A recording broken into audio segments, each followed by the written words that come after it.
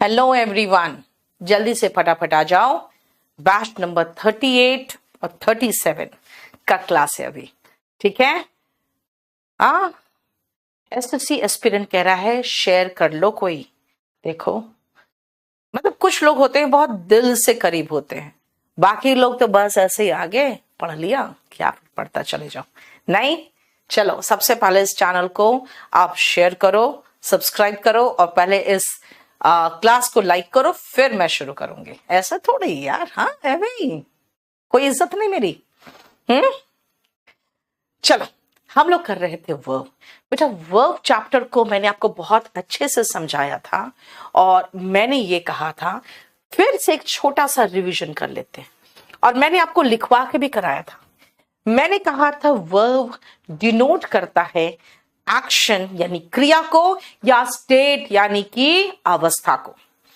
अगर हम वर्ब को डिवाइड करें तो सबसे पहले हम वर्ब को दो में डिवाइड कर सकते हैं, हेल्पिंग वर्ब जिसको हम ऑक्सिलरी वर्ब भी कहते हैं, और मेन वर्ब।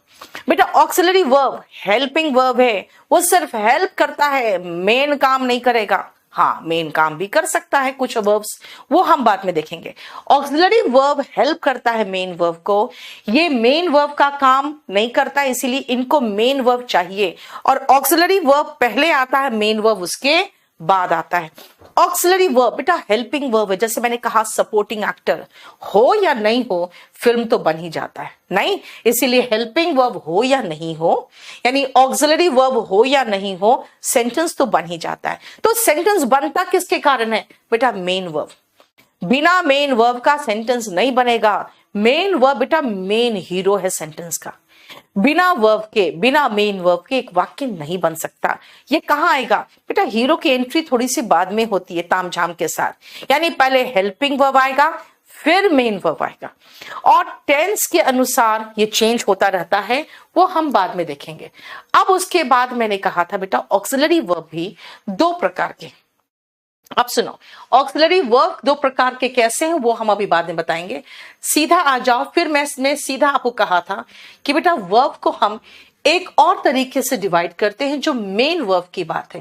बेटा मेन वर्ब को मैंने कहा था कि आपको मुझे कुछ होमवर्क देना था, याद है आपको?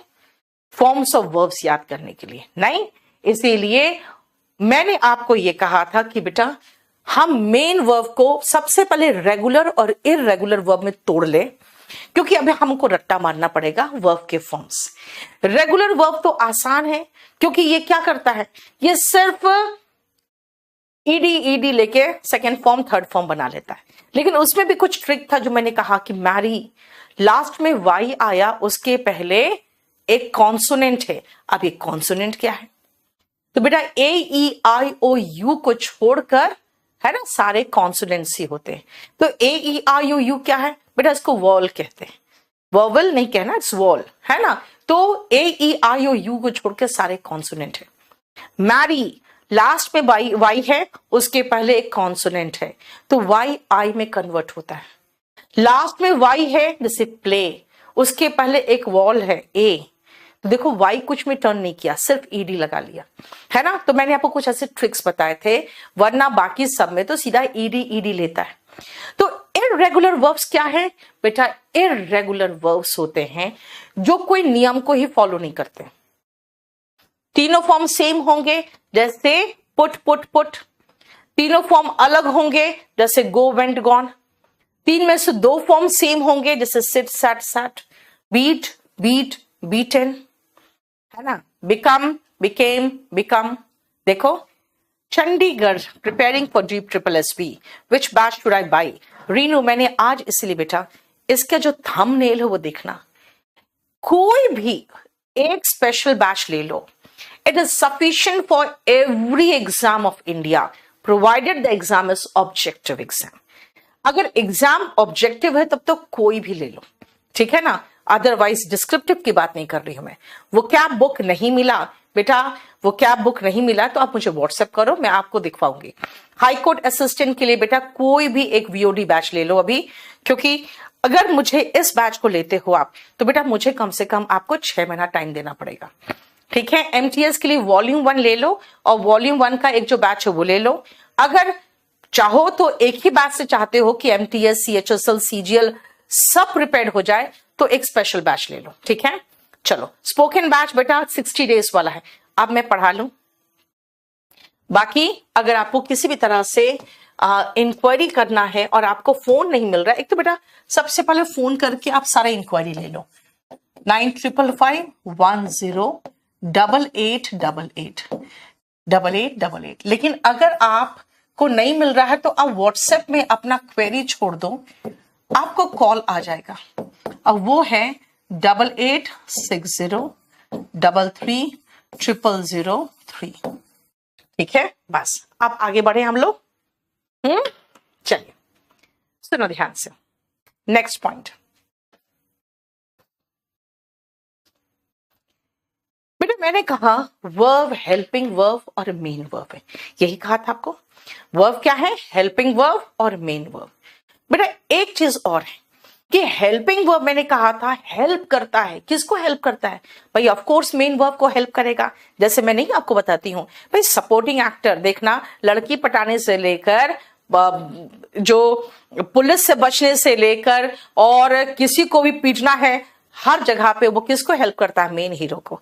तो वही तो हेल्पिंग वर्ब है, वो मेन वर्ब को हेल्प करेगा। लेकिन क्या ऐसा भी कोई हेल्पिंग वर्ब है यानी मेन वर्ब का काम कर ले, जैसे कि अरशद वारसी की तरह, जैसे कि नवाजुद्दीन की तरह, है ना, जो हेल्पिंग वर्ब का भी काम कर ले और मेन वर्ब का भी काम कर ले, हीरो का भी काम कर ले? यस, तीन ऐसे वर्ब से जो हेल्पिंग वर्ब और मेन वर्ब दोनों का काम करता है। तीन ऐसे वर्ब से, एक मिनट, तीन ऐसे वर्ब से जो हेल्पिंग वर्ब और मेन वर्ब दोनों का काम करता है बेटा, उसको हम कहते हैं प्राइमरी हेल्पिंग वर्ब। वापस चले, हम लोग जो लिख रहे थे देखो तो जरा, मैंने आपको ये कहा था कि भाई वर्ब क्या है, ये डेफिनेशन बताया था आपको। फिर उसके बाद मैंने टाइप्स बताया था, फर्स्ट वे डिवाइड करने का, और उसके बाद मैंने कहा था हेल्पिंग वर्ब क्या है देखो। और फिर मैंने आपको कहा था कि भाई helping verb, primary helping verb और मॉडल्स दोनों है। मैंने कहा था primary helping verb B, do और हैव है, जो हम लोग बाद में पढ़ेंगे। फिर मैंने कहा था मॉडल्स क्या है, थोड़ा सा आपको समझा दिया था। और फिर मैंने आपको कहा था कि भाई जो मेन वर्ब है वो रेगुलर और इररेगुलर वर्ब दोनों में जो समझाना था वो मैंने प्रॉपर तरह से समझा दिया था। अब आते हैं हम मेन वर्ब में। बेटा सुनो ध्यान से, मेन वर्ब, सबसे पहले मेन वर्ब को हम कितने तरीके से डिवाइड कर सकते हैं? अब आप कहोगे भाई हम इतना पढ़े क्यों डिवाइड कर सकते हैं, क्या जरूरत है पढ़ने का? बेटा मैं आपको समझा देती हूँ क्या जरूरत है पढ़ने का। एक होता है वर्ब जिसकी हम पैसिव वॉइस बना सकते हैं। आपको पता है पैसिव वॉइस क्या होता है? पैसिव वॉइस क्या होता है, जरा मुझे बताओगे कोई? बेटा ये क्लास मंडे, वेडनेसडे, फ्राइडे चलेगा, ठीक है? पूजा यही तो कह रही हूं बेटा मैं कि अगर MTS का बैच ले रहे हो तो पूरा एकदम आपको एग्जाम के पहले कंप्लीट कर देगा। मेरा उसमें VOD है, ठीक है? मारूफ आपको बेटा व्हाट्सएप में जवाब नहीं आएगा, आपके पास कॉल आएगा। बोलो ट्रांसिटिव वर्ब क्या होता है? सुनो ध्यान से बेटा, पैसिव वॉइस क्या होता है ये मैंने पूछा था आपको। पैसिव वॉइस क्या होता है? हाँ शुभम आप मुझे व्हाट्सएप करो बेटा, मैं देख लूंगी। यस आशी, आपको थोड़ा सा एहसास है बेटा। पैसिव वॉइस होता है, सुनो ध्यान से, जैसे मैं यहां खड़ी, ठीक है ना, यानी मैं सेंटेंस में आगे खड़ी। अभी आपको मेन वर्ब मैंने बताया नहीं है, मैं खाली कह रही हूं मैं सबसे आगे। बेटा मैं पढ़ाती हूं, आई टीच इंग्लिश। तो ये जरा ध्यान से देखो कि ये जो सब्जेक्ट है ना, सब्जेक्ट ने जो क्रिया किया है यही तो मेन वर्ब है। मेन वर्ब क्रिया को कहते हैं, जो एक्चुअल एक्शन है उसको मेन वर्ब कहते हैं। मैंने कहा भाई पैसिव वर्ब, पैसिव वॉइस क्या है? बेटा पैसिव वॉइस में सबसे आगे ऑब्जेक्ट आता है। याद रखना पैसिव वॉइस में हम सिर्फ ट्रांसिटिव वर्ब लगाते हैं। मेन वर्ब को अगर मैं तोड़ूंगी तो दो तरीके से, सुनो ध्यान से। पहले मैं आपको समझा दूं, अगर मैं कहूं बर्ड्स फ्लाई और फिर मैं कहूं आई फिनिश्ड, आई फिनिश्ड, तो सबसे पहले इसमें एक चीज ध्यान से देखो बेटा, अगर मैं कहूं आई टीच, वो भी तो सफिशिएंट है, मैं पढ़ाती हूं, आई टीच, बस खत्म, मामला खत्म। लेकिन अगर आप पूछोगे क्या पढ़ाते हो, मैं कहूंगी आई टीच, तो कहोगे भाई क्या, ये तो बताओ। यानी कि टीच के बाद सवाल उठता है भाई क्या पढ़ाते हो, टीच के बाद ये भी सवाल उठता है भाई किसको पढ़ाते हो। तो क्या और किसको का जो जवाब है ना बेटा, उसको कहते हैं ऑब्जेक्ट। क्या और किसको का जो जवाब है, इसी जवाब को तो हम कहते हैं ऑब्जेक्ट, यही जवाब को हम कहते हैं ऑब्जेक्ट। बेटा याद रखना, वाक्य में अगर ऑब्जेक्ट की रिक्वायरमेंट हो और बिना ऑब्जेक्ट सेंटेंस का मीनिंग नहीं निकल रहा है ना, तब इस वर्ब को हम ट्रांसिटिव वर्ब कहते हैं। जैसे आई फिनिश्ड, क्या फिनिश्ड, क्या बोलोगे भाई द वर्क। हाँ, आप समझ में आया तुम बोलना क्या चाहते हो। आप कहना चाहते हो कि मैंने खत्म कर दिया। क्या खत्म कर दिया भाई, काम खत्म कर दिया। यानी बिना ऑब्जेक्ट के मीनिंग ही नहीं निकल रहा है। बोलोगे ये तो निकला बर्ड्स फ्लाई, पंछी उड़ते हैं, इसमें कहां ऑब्जेक्ट की जरूरत पड़ रही है। सीधा बोलो बर्ड्स फ्लाई, हो गया, ठीक है। यानी जब आपको वर्ब के बाद ऑब्जेक्ट की जरूरत नहीं पड़ रही, देखो ये बिल्कुल वर्ब के बाद हमें ऑब्जेक्ट की जरूरत नहीं पड़ी, लेकिन यहां पे वर्ब के बाद ऑब्जेक्ट की जरूरत पड़ी। और यहां पर भी अगर मैं कहूं आई टीच, बोलोगे क्या, लेकिन आई टीच का मीनिंग भी तो कंप्लीट है कि भाई मैं पढ़ाती हूं, ठीक तो लग रहा है। यानी कि याद रखना, अगर मैं फर्स्ट सेंटेंस में कहूं कि बेटा टीच क्या है, तो आप कहोगे मैम ट्रांसिटिव भी हो सकता है और इनट्रांसिटिव भी हो सकता है, दोनों हो सकता है, क्योंकि उसको ऑब्जेक्ट की जरूरत हो भी सकती है, नहीं भी हो सकती। लेकिन सेकेंड और थर्ड में बेटा, सेकेंड में जो ये फ्लाई है ना, ये इनट्रांसिटिव वर्ब है। What is the meaning of intransitive? बेटा इनट्रांसिटिव को जो वर्ब है, आपको लिखने की जरूरत भी नहीं पड़ेगी क्योंकि सब कुछ मैं आपको दे दूंगी। बेटा इसको कहते हैं अकर्मक क्रिया। अकर्मक इसलिए कहते हैं कि इसको एक कर्म यानी ऑब्जेक्ट की जरूरत ही नहीं है। Do not need an object. बिना ऑब्जेक्ट के भी सेंटेंस का मीनिंग आराम से निकल रहा है, ठीक है। और ट्रांसिटिव क्या होता है? ट्रांसिटिव आई कंप्लीटेड, पूछोगी क्या कंप्लीट कर लिया, इसका मतलब है इसके बाद आपको एक ऑब्जेक्ट की जरूरत महसूस हो रही है। नीड एन ऑब्जेक्ट, ये जो वर्ब्स होते हैं इनको जरूरत पड़ती है ऑब्जेक्ट की, नीड एन ऑब्जेक्ट। अब वापस आओ, कहोगे मैम इतना जो बुक का चीज आपने पढ़ा दिया, ऑब्जेक्ट की जरूरत होती है, ऑब्जेक्ट की जरूरत नहीं पड़ती है, हम क्यों पढ़े? अब मुझे बताओ आप, हमें क्यों जानना जरूरी है कि ट्रांसिटिव वर्ब क्या है और इनट्रांसिटिव वर्ब क्या है? जल्दी बताओ, क्यों जाने हम? बेटा आपको जो भी बुक लेना है kdpublication.com से ले लो, kdpublication.com। रिभू मैं करा दूंगी बेटा, रुक जाओ, बोलो मैं क्यों जानू? इनट्रांसिटिव और ट्रांसिटिव जानने की जरूरत क्या है, बताओ तो। क्यों जानू मैं? Nikhil thank you so much. आप पर चल रहा है आलोक, आप पर कैसे नहीं चल रहा होगा? सारे बच्चे आप पर देख रहे हैं जो एडमिशन ले चुके हैं, इसमें तो डेमो चल रहा है। हाँ सुनो ध्यान से, सबसे पहले क्यों पढ़े हम? आप ये भी तो पूछोगे ना जानने की जरूरत क्या है मुझे कि ट्रांसिटिव क्या है और इनट्रांसिटिव क्या है, हम क्यों पढ़े? बेटा याद रखना, सिर्फ और सिर्फ, very good Kuldeep, very good, बहुत सही, सिर्फ और सिर्फ ट्रांसिटिव वर्ब का ही पैसिव वॉइस बनता है। Only transitive verb takes passive form.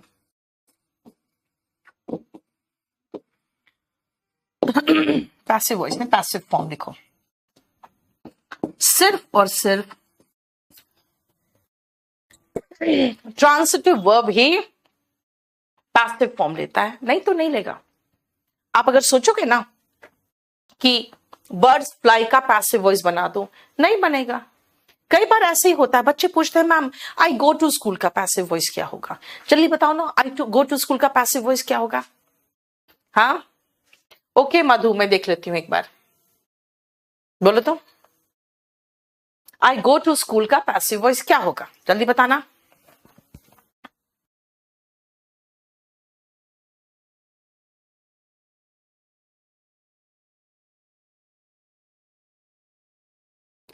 I go to school का पैसिव वॉइस क्या होगा? नहीं होगा, पक्का पक्का नहीं होगा। हाँ यस, नहीं होगा, क्योंकि आई गो टू स्कूल में बेटा ऑब्जेक्ट है ही नहीं। आई गो, मैंने क्या कहा था, ऑब्जेक्ट कब होता है? जब आप क्या या किसको का जवाब बता सकते हो। आई गो टू स्कूल में कहते हैं कहां, आई गो कहां टू स्कूल। यस, जब आपके पास ऑब्जेक्ट ही नहीं है तो पैसिव वॉइस कहां बना लोगे? समझ में आया? क्लियर? समझ में आया? चलिए, आई एम अ टीचर, इसका पैसिव वॉइस बनाओ तो। I am a teacher, I am a teacher. बेटा ये कोई क्रिया एम नहीं है जो किसी ऑब्जेक्ट टीचर पे हो रहा है। मैं से बता रही हूं मैं टीचर हूं, ध्यान से सुनना। अगर मैं कहूं आई गो टू कॉलेज, तो आप क्या और किसको का जवाब तो मिल ही नहीं रहा। गो के बाद बोल रहे हो कहां, इसका मतलब है ये तो प्लेस है, ये ऑब्जेक्ट नहीं है। इसका मतलब है इसका पैसिव वॉइस हम बना ही नहीं पाएंगे, नॉट पॉसिबल। मैंने कहा आई एम अ टीचर, बेटा यहां पर भी कोई ऐसा नहीं है सेंटेंस जब ये सब्जेक्ट इस क्रिया को इस पर कर रहा है, ऐसा फीलिंग नहीं आ रहा इसमें। अगर ऐसा फीलिंग आता ना तो चलता, ये फीलिंग नहीं आ रहा। फिर बेटा ये जो टीचर है ना, अ टीचर, एम का मीनिंग को कंप्लीट कर रहा है। जब वो मीनिंग को कंप्लीट करेगा तो वो क्या कहलाएगा? वो कहलाएगा सब्जेक्ट कॉम्प्लीमेंट। सब्जेक्ट कॉम्प्लीमेंट जो सब्जेक्ट के मीनिंग को कंप्लीट कर रहा है। आई एम क्या, अ टीचर, इसे कंप्लीट किया, इसीलिए हमारे पास नहीं है ऐसा ऑप्शन ऑप्शन। ठीक है कि मैं इनका पैसिव वॉइस बना लूं, इसका भी मैं पैसिव वॉइस नहीं बना पाऊंगी। बेटा पैसिव वॉइस में एक बकायदा ऑब्जेक्ट की जरूरत पड़ती है। ऑब्जेक्ट का मतलब पता है क्या होता है? वो होता है सब्जेक्ट किसी क्रिया को किसी पर कर रहा है, वो फीलिंग आनी चाहिए। ठीक है, सब्जेक्ट किसी क्रिया को किसी पर कर रहा है। क्लियर? इंग्लिश से डर लगता है? बिल्कुल नहीं लगेगा बेटा। निर्मला बेटा आप मुझे व्हाट्सएप कर दो, क्लास के बाद मैं देख लूंगी। ठीक है, आज अभी थोड़ी देर बाद करोगे, मैं क्लास के बाद देख लूंगी। बेटा वो क्या आउट ऑफ स्टॉक हो गया है, आज फिर से स्टॉक में आ गया है। ठीक है, क्लियर? देखो समझ में आया?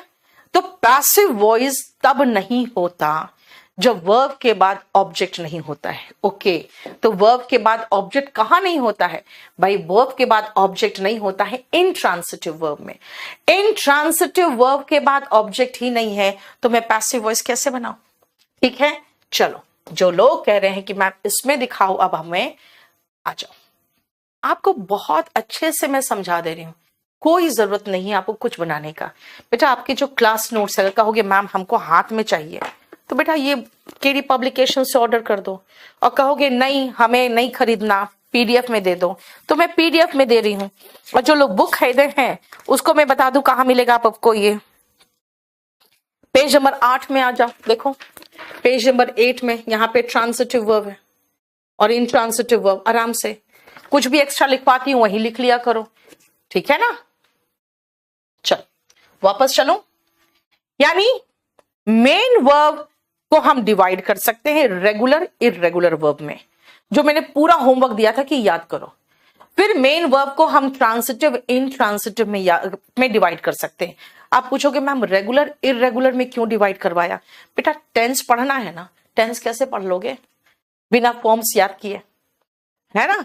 और अगर आप कहोगे कि मैम ट्रांसिटिव इंट्रांसिटिव कैसे हम क्यों करें याद, क्यों हम देखें कि ट्रांसिटिव कौन है इंट्रांसिटिव कौन है, तो बेटा पैसिव वॉइस जब बनाना है आपको तो पैसिव वॉइस सिर्फ और सिर्फ किसका बनता है, ट्रांसिटिव वर्ब का बनता है ना।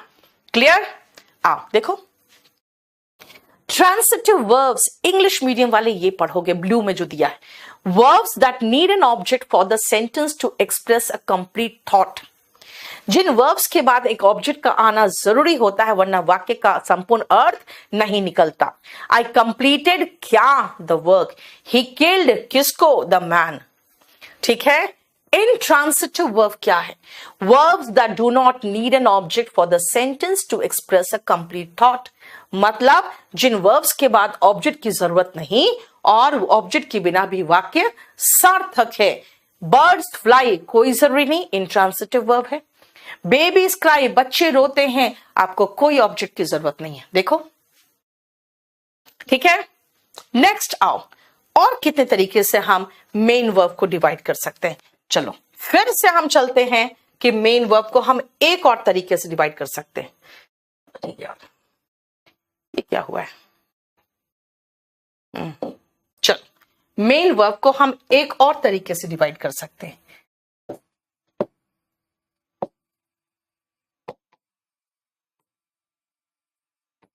देखो मेन वर्ब को एक और डिवाइड कर सकते हैं हम, स्टेटिव वर्ब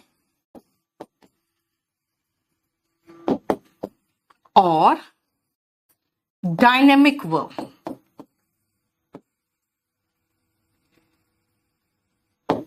ध्यान से सुनना, स्टेटिव वर्ब क्या है और डायनेमिक वर्ब क्या है, बहुत ध्यान से सुनना। स्टेट बताने वाला वर्ब स्टेटिव वर्ब है। हरियाणा का बेटा हर एग्जाम जो सीईटी एग्जाम है, राजस्थान का जो सीईटी एग्जाम है, सब इसमें कवर्ड है, आप वो टेंशन मत लो। सुनो स्टेट बताने वाला वर्ब देखो स्टेट से बना हुआ एडजेक्टिव स्टेटिव है, यानी जो स्टेट बताता है, स्टेट बताता है। और ये क्या करेगा, डायनेमिक वर्ब बेटा ये एक्शन बताता है। अभी डिफरेंस क्या, ध्यान से सुनो। एक बात बताओ, आपके दिमाग में क्या चल रहा है मैं जानती हूं क्या, नहीं ना। आपके दिमाग में क्या चल रहा है मैं नहीं जानती हूं, है ना। वो आपके दिमाग में चल रहा है, वो आपके दिमाग का स्टेट है। आप किसी से प्यार करते हो, किसी से नफरत करते हो, क्या हमें पता है, दिखता है क्या सामने से, नहीं, वो आपका दिल का स्टेट है। मैं टीचर हूं, आप स्टूडेंट हो, क्या ये कोई ऐसा एक्शन है जो होते हुए दिख रहा है, नहीं, ये आपके समाज का स्टेट है। तो स्टेट बताने वाले वर्ब्स होते हैं स्टेटिव वर्ब, जिसको मैंने आपको कहा। एग्जाम्पल देखो, अगर मैं कहूंगी आई नो यू, मेरे दिमाग की अवस्था देखो। I love you, I hate you, मेरे दिल की अवस्था है ना। समाज में मेरी अवस्था, आई एम अ टीचर, देखो ये समाज में मेरी अवस्था है, राइट। एक्शन में आपको एक्शन यानी कुछ होता हुआ दिखता हुआ दिखेगा, कुछ होता हुआ महसूस होगा। जैसे मैं पढ़ाती हूं, आई टीच, वो दौड़ रहा है, ही इज रनिंग, बेटा ये आपको होता हुआ दिखाई दे रहा है। अब सुनो, अगर मैं कहूं कि ही इज रनिंग लगा रहे हैं, तो क्या आई एम टीचिंग लगा सकते हैं, बिल्कुल लगा सकते हो। आई एम लविंग यू लगा सकते हैं क्या, नहीं लगा सकते हो। आई एम नोइंग यू लगा सकते हैं क्या, बिल्कुल भी नहीं लगा सकते हो, है ना। नो में आईएनजी नहीं आता, फिर मैं पढ़ा क्यों रही हूं, इसको क्या है, क्यों पढ़ाऊं। बेटा ध्यान से सुनना, बहुत इंपॉर्टेंट पोर्शन है इसका।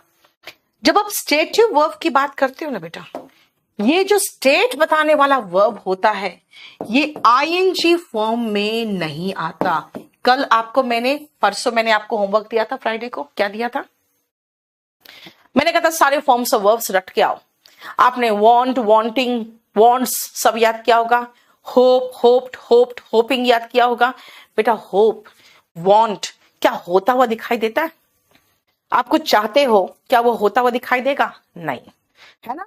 तो उसमें आईएनजी फॉर्म नहीं आएगा, right? Dynamic verb ING form में बिल्कुल आ सकता है, कोई इश्यू नहीं, क्योंकि वो होता हुआ दिखा सकते हो आप, ठीक है?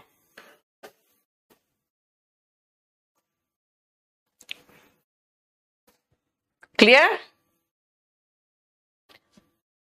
Abstract noun, yes Avantika, abstract noun नहीं बेटा, मैं वर्ब पढ़ा रही हूं, तो एब्स्ट्रैक्ट नाउन नहीं। लव, लव नाउन भी है, लव वर्ब भी है, ठीक है? हेट, डिसलाइक, लाइक, है ना, उसी से बना हुआ जो वर्ब होते हैं वो आईएनजी फॉर्म में नहीं आते। राय धीरज को फोन कर लो, तब से परेशान है। राय धीरज, आप मुझे व्हाट्सएप कर दो, आपको कॉल आ जाएगा क्लास के बाद, अभी तुरंत नहीं आएगा, ठीक है? क्लियर? अब सुनो बेटा, ये जो स्टेटिव वर्ब है ना, ये बहुत इंपॉर्टेंट पॉइंट है कॉन्टिन्यूअस टेंस में। सबसे इंपॉर्टेंट पॉइंट, अगर आप टेंस में कॉन्टिन्यूअस टेंस में आओगे, सबसे इंपॉर्टेंट पॉइंट यही है, क्योंकि हम इतने वर्ब्स आईएनजी फॉर्म में याद करते हैं और उसमें से कम 50 ऐसे वर्ब्स है जो हम आईएनजी फॉर्म में जनरली नहीं लगाते, क्योंकि उनको करते हुए दिखाई नहीं सकते। आप किसी को पसंद कर रहे हो, लाइक कर रहे हो, डिसलाइक कर रहे हो, हेट कर रहे हो, लव कर रहे हो, सोच रहे हो, है ना, रिमेंबर कर रहे हो, नहीं, आईएनजी फॉर्म में कैसे दिखाओगे? वो कॉन्टिन्यूअस है ही नहीं। अब आते हैं कि भाई ठीक है, आपने ट्रांसिटिव इनट्रांसिटिव में तोड़ा, क्यों तोड़ा, क्यों पढ़ूं मैं? क्योंकि ट्रांसिटिव वर्ब का ही सिर्फ पैसिव वॉइस बनेगा, ओके, यानी वहां इंपॉर्टेंट है। ओके, स्टेटिव वर्ब और डायनेमिक वर्ब में तोड़ दिया, क्यों पढ़ूं मैं? भाई स्टेटिव वर्ब आईएनजी फॉर्म में नहीं आता जो आप रट्टा मार के बैठे हुए, ठीक है ना? इसीलिए I am loving you, I am liking you, I am hating you नहीं होता, यानी कि इन वर्ब्स को आपको याद रखना पड़ेगा, यानी बहुत इंपॉर्टेंट पॉइंट है, ठीक है ना? अब आती हूं, फिर से हम वर्ब को और एक तरीके से तोड़ सकते हैं, चले? मनोज, वो क्या बुक आपको बाजार में 330 या 350 के बीच मिल जाएगा। अगर आप ऑनलाइन मंगाओगे तो उसमें 50 रुपया के लगभग कुछ आपका शिपिंग कॉस्ट भी साथ में ऐड हो जाएगा। प्रतिभा,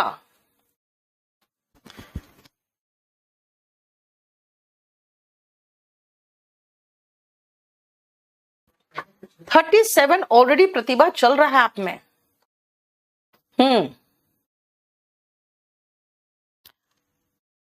पठान खान, मैंने कहा ना बेटा, डिलीवर हो जाएगा, आपका हो गया ना आज?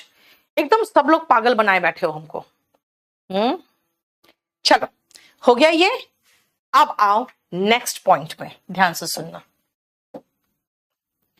फिर से हम वर्ब में आते हैं और अब वर्ब को मैं फिर से आपको 2-3 सेंटेंसेस हिंदी में पूछूंगी, जरा करके बताकर दिखाना तो।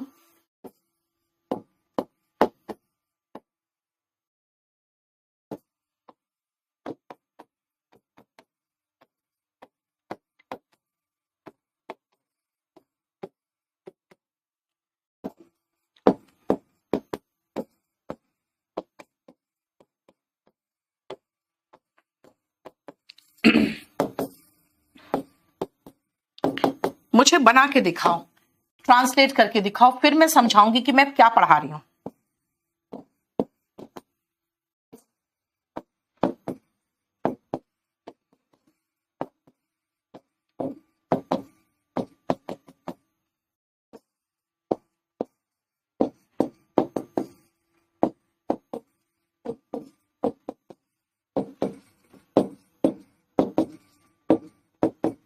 चलिए, अब मैंने आपको 4 सेंटेंस दिया है, चारों का ट्रांसलेशन मुझे चाहिए।